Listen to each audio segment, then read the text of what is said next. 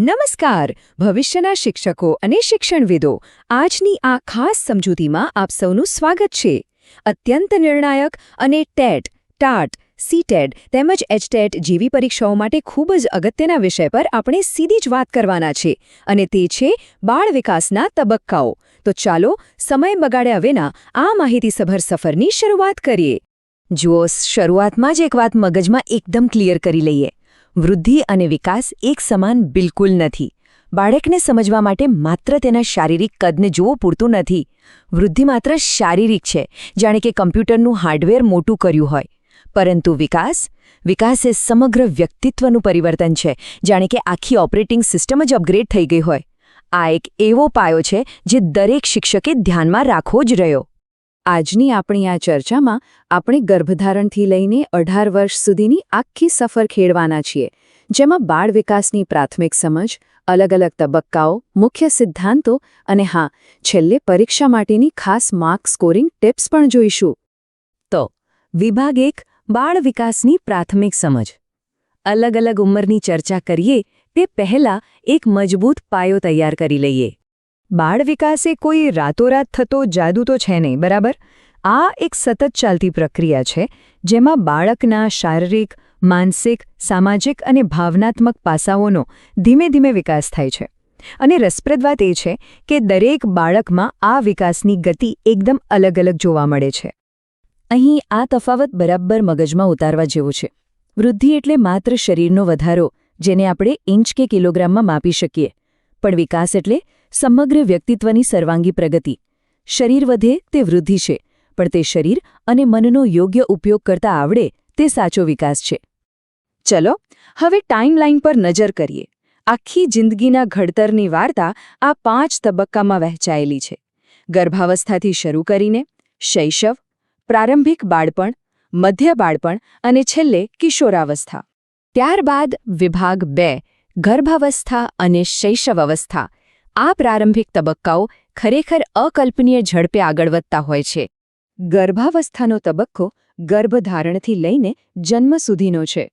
તે મુખ્યત્વે 3 જૈવિક પ્રક્રિયાઓમાં વહેંચાયેલો છે જર્મિનલ એમ્બ્રિયોનિક અને ફીટલ આ 9 મહિનાના સમયમાં માતાનું સ્વાસ્થ્ય અને પોષણ સૌથી અગત્યનું છે કારણ કે આવનારા આખા જીવનનો પાયો બરાબર અહીં જ નખાય છે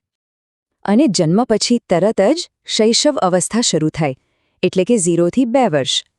આ સમયમાં શારીરિક વિકાસ એટલો ઝડપી હોય કે જાણે દર મહિને બાળક મોટું થઈ જતું લાગે સાથે જ ભાષાની જાદુઈ શરૂઆત થાય છે અને બાળક પોતાની માતા સાથે સૌથી અતૂટ ભાવનાત્મક સંબંધ આ જ તબક્કામાં બાંધે છે આગળ વધીએ વિભાગ 3 પ્રારંભિક અને મધ્ય બાળપણ શૈશવ પૂરું થતાં જ વર્ગખંડમાં પણ મોટા ફેરફારો જોવા મળે છે પ્રારંભિક બાળપણ એટલે કે 2 થી 6 વર્ષનો સમય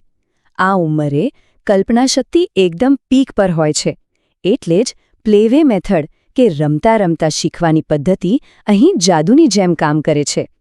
બ્લોક્સ ગોઠવતા જ બાળક ભાષા અને સામાજિક કૌશલ્યો ખૂબ ઝડપથી શીખી જાય છે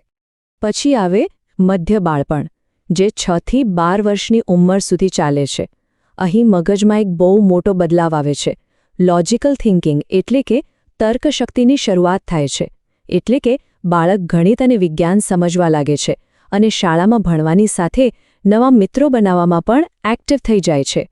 હવે આવે છે વિભાગ 4 કિશોરાવસ્થા અને તેના બદલાવો આ વિદ્યાર્થીની સફરનો સૌથી પડકારજનક સમય હોય છે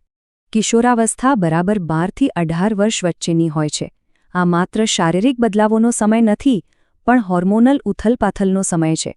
કિશોરો પોતાની ઓળખ શોધવાની મથામણમાં અટવાયેલા રહે છે એકદમ ઇમોશનલ રોલર કોસ્ટર એટલે જ સાચું માર્ગદર્શન અને કાઉન્સેલિંગ અહીં સૌથી મોટો ભાગ ભજવે છે અને હવે વિભાગ 5 વિકાસના 5 મુખ્ય સિદ્ધાંતો ઉંમર તો સમજી લીધી પણ આખી પ્રક્રિયા પાછળ કામ કરતા નિયમો પણ એટલા જ અગત્યના છે આ 5 સિદ્ધાંતો બરાબર યાદ રાખી લેજો વિકાસ ક્યારેય અટકતો નથી તે સતત ચાલે છે તે હંમેશા એક ચોક્કસ ક્રમ જાળવી રાખે છે છતાં દરેક બાળકમાં તે અલગ રીતે થાય છે એટલે કે વ્યક્તિગત તફાવતો હોય છે તે હંમેશા સરળથી જટિલ તરફ જાય છે અને આ એક સંપૂર્ણ સર્વાંગી અનુભવ છે છેલ્લે વિભાગ 6 પરીક્ષા માટે ખાસ ટિપ્સ. હવે એવી માહિતી જોઈએ જે પરીક્ષામાં સીધે જ માર્ક્સ અપાવશે. પરીક્ષાના દિવસ માટે આ કોષ્ટકને મગજમાં બરાબર ફિટ જ કરી લેજો. શૈશવ એટલે 0 થી 2 વર્ષ, પ્રારંભિક બાળપણ એટલે 2 થી 6 વર્ષ અને કિશોરાવસ્થા એટલે 12 થી 18 વર્ષ. આ ચોક્કસ ઉંમર મર્યાદાઓ યાદ રાખશો તો સમજો માર્ક્સ પાક્કા. ઉદાહરણ તરીકે આ વાસ્તવિક નમૂનાનો પ્રશ્ન જ લઈ લો. કિશોરાવસ્થા કઈ વયમાં આવે છે?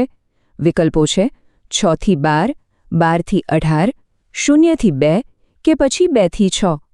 અત્યાર સુધીની આપણી ચર્ચા પરથી સાચો જવાબ તો મગજમાં આવી જ ગયો હશે.